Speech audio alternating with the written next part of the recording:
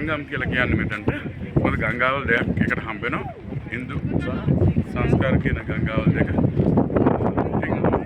ගොඩාක් සංචාරකයන්ට පේනවා. ඒ වගේම ඉන්දියානුන් සහ විදේශියන් බොහෝ පිරිසක් මෙතන එනවා.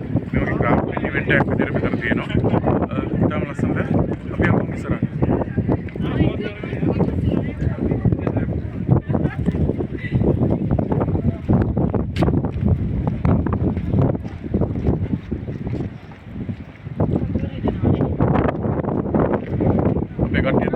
මේ